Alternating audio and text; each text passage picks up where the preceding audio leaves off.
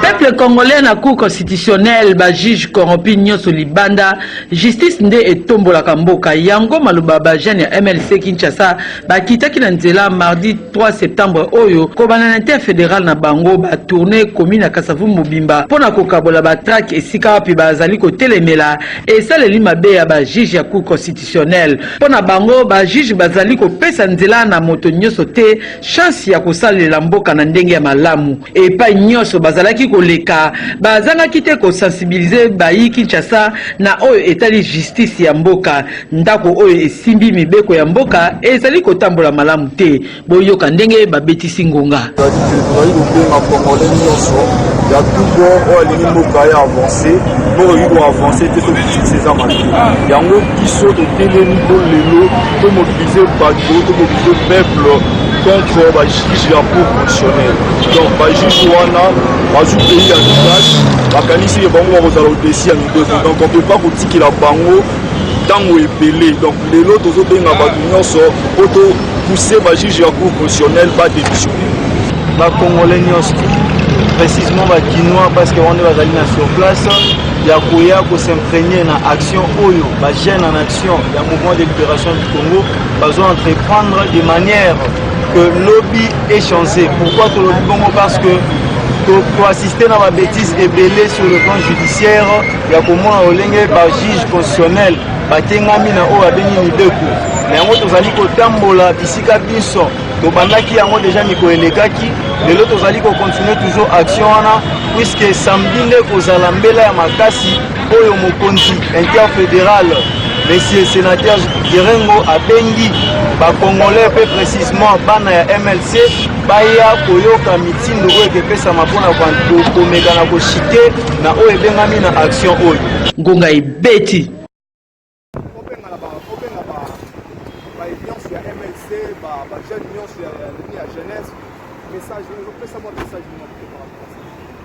samedi oyo tozali kobenga congolais nyonso ya yambo oyo alingaka président national ya biso monsieur Jean-Pierre Bemba Kombo tozali kobenga bajeune nyonso ya labuka particulièrement bajeune ya MLC bastructure nyonso ya jeunesse bajeune ya fédération baprésident communal barejoindre biso awa wa samedi dès déjà le matin pour la manifestation commune kosala toute matinée politique. Donc partir du Parana Baction, il est temps pour se lever pour sauver l'intérêt à peuple. D'autant plus que pour moi, un président national, c'est l'intérêt du peuple. Il y a un mot dans le moment où il faut doter les matos sanglants. Pour côté les mélans, non seulement la justice, mais pour la mieux aller pour ça. Donc nous allons discuter au-delà même de la justice. Il y a un mot de justice en vrai pour ma boue, déjà 15 millions de gens disparus.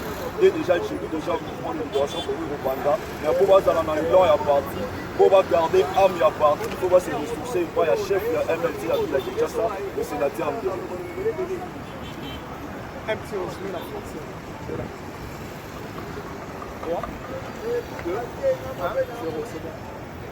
Aujourd'hui, nous sommes venus ici, nous, la jeunesse de l'AMLC, pour sensibiliser et mobiliser la population quinoise afin que nous puissions demander la démission de juges, de membres composant la cour constitutionnelle, donc de 9 juges constitutionnels. Donc il est temps, comme dans la justice elle est une nation, il est temps aujourd'hui de mettre notre pays dans le bon chemin, c'est-à-dire une justice qui dira rien que le droit autre que le droit. Le message par rapport à parcours de ça, place nous sommes au Kaboula, nous sommes à la traque.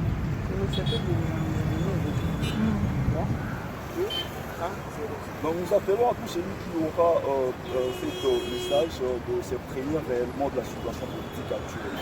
Donc nous appelons à tous celui qui aura ces messages de se prévenir de cette situation néfaste qui gangrène notre pays. Donc ça, une bonne justice, nous n'allons pas élever cette nation. Raison pour laquelle nous allons aujourd'hui commencer ici à l'interfédéral. Passant par l'avenue Chabaye, nous allons chuter à la grande marché de Gambela pour éveiller tout Congolais de tout bord, de comprendre que sans une bonne justice, le pays ne va pas avancer. Et de se mettre tous derrière le président national, M. Monsieur le Président Jean-Pierre Bemba pour que l'intérêt du peuple soit l'objectif de tout politicien. Donc nous ne pouvons pas laisser cet état de choses continuer. Il n'y a pas aussi en l'air pour faire du bien. Il n'est jamais tard pour faire du bien. Il n'a pas aussi à un moment donné on devait agir à cette question. Nous pensons que nous devons léguer une belle histoire à la génération future, à notre génération future, c'est-à-dire que ces juste doivent de manière disciplinaire quitter.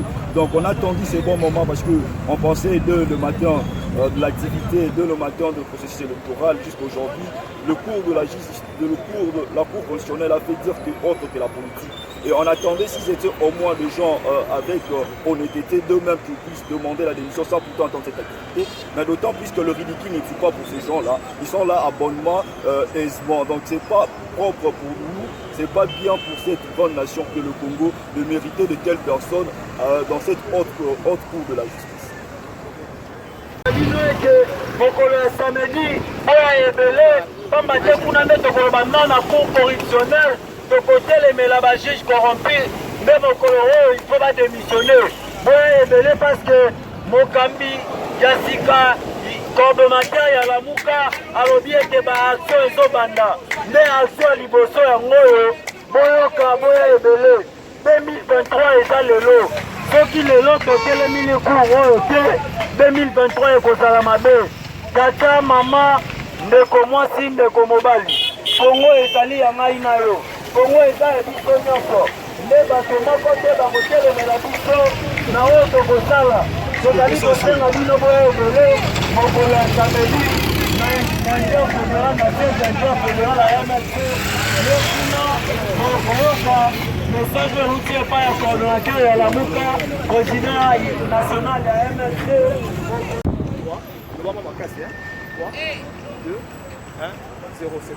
Voilà, tozobenga bakongolais nyonso précisément bakinois parce que on est bazali na sur place ya koya s'imprégner na action oyo bachaîne en action ya mouvement de libération du Congo bazo entreprendre de manière que lobby est changé. Pourquoi tout le Congo? Parce que tu assisté dans ma bêtise ébélée sur le plan judiciaire ya komona olenge ba juge constitutionnel batengami na oyo abengi mibeko na yango tozali kotambola bisika biso tobandaki yango déjà miko elekaki lelo tozali continuer toujours action wana puisque samedi nde kozala mbela ya makasi oyo mokonzi interfédéral monsieur sénateur Gerengo abengi bakongolais pe précisément bana ya MLC baya koyoka mitindo oyo ekepesama mpona komeka na kochite na oyo ebengami na action oyo.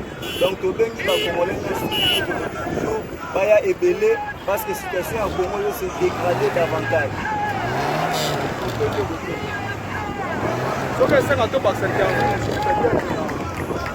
bino eke mokolo ya samedi oyo ebele pamba te kuna nde tokoloba non na cour correctionnelle tokotelemela bajuge corrompi nde mokolo oyo ifo badémissionne oyo ebele parce que mokambi ya sika coordonnateur ya lamuka alobi ete baaction ezobanda nde action ya liboso yango oyo boyoka boya ebele 2023 eza lelo soki lelo totelemi likour oyo te 2023 ekozala mabe tata mama ndeko mwasi ndeko mobali kongo ezali ya ngai na yo kongo eza ya biso nyonso nde bato moko te bakotelemela biso na oyo tokosala tozali kosenga bino boya ebele mokolo ya samedi na inter fédéral na siège inter fédéral ya MLC yo kuna koyoka message euti epai ya coordonnateur ya lamuka président national ya MLC bino eke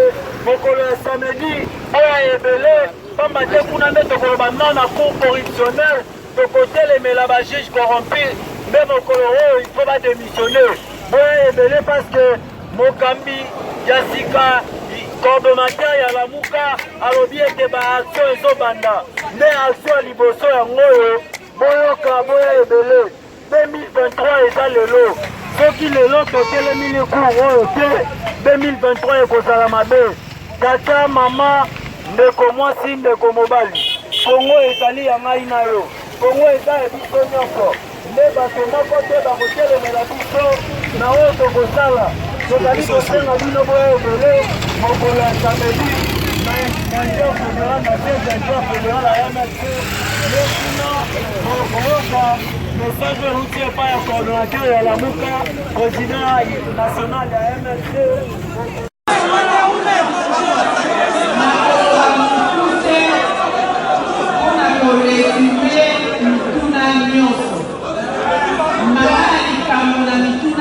ezali modordre nde ozosenga oyo arache pouvoir na biso bongo te napesi bino rezo me nakina beta sete na likambo mwana herve libotolo alobaki alobi boye président élu tosengi yo bolimbisi pour pouvoir les aider à biso, les aider à yote, combat vérité les yeux, les aider à biso, biso de Kotakiyo. Na félicité yebe na lingi to kolisa na yele na kwewana, pour ceux qui boyeli te na libanda baseki biso. Camarade ko, ozo yeba lisusu. Tant na niveau ya Union africaine balobaki que cour constitutionnelle résultat oyo toza nango awa bapesi biso na baenquêteur elakisi polele Martin Fayulu Madidi a gagné bomeka korendre verdict na bino te avant biso toya bataleli bayoki bacongolais. Il paraît que les Congolais qui conduit à la bébé. Camarade Ko, nayebi bino na rappelé ce qui pouvait bakato. Pouvoir bakengi yango définition ya démocratie oyo le peuple azokona po atia moto na bokonzi. Définition nango ezali le pouvoir du peuple pour le peuple et par le peuple. Et koloba opposition pifo ya population ya peuple bango nde baza nango mpe mutu akoba kotia ye akosala mosala mpona peuple bongo na kati ya constitution oyo ezokamba bokonzi toza na article oyo babenga yango propriété privée ya peuple po peuple apesi na ye pouvoir na bato nyonso na président na parlement na bakuze tribunaux mais azwi mpe pouvoir na ye asimbi alobi bino nyonso aux 64 camarade o article 64 na koloba yango na lopoto bongo na bongola na lingala tout congolais a le devoir de faire échec à un individu ou groupe d'individus qui prend le pouvoir par la force ou l'exerce en violation de la Constitution.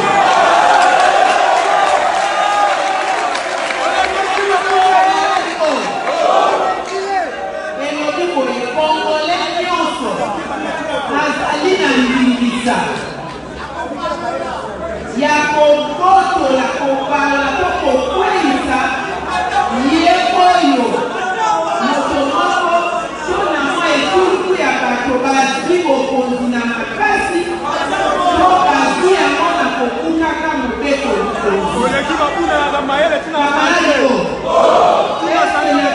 wana constitution elobi ke soki moto azwi pouvoir na makasi il faut peuple azela modole na kati wana elobi ke il faut kutu songola pesa modole na population tukongole ezali moko na biso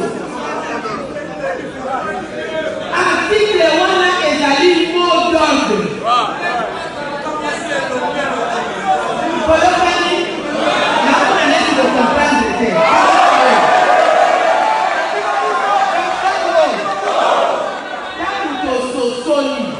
que mutu oyo azwi pouvoir na biso po eza coup d'état constitutionnel toke na baélection toganye baélection nanga alobi akoya na machine ya vote voté. Les gens transmettre les résultats électroniques, les totindaka ba SMS na ba photo, biso pe to capter yango. Résultat ya nanga na serveur central et la kisi Martin Fayulu Madidi président. Camarade O, 40 000 observateurs et à Senko. Baye na résultat balakisi Martin Fayulu président.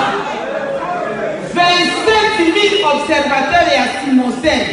Batali baye na rapport balakisi Fayulu président. Investigateur, journaliste, pour les journalistes, il y a investigation. Chasseur d'assaut animal.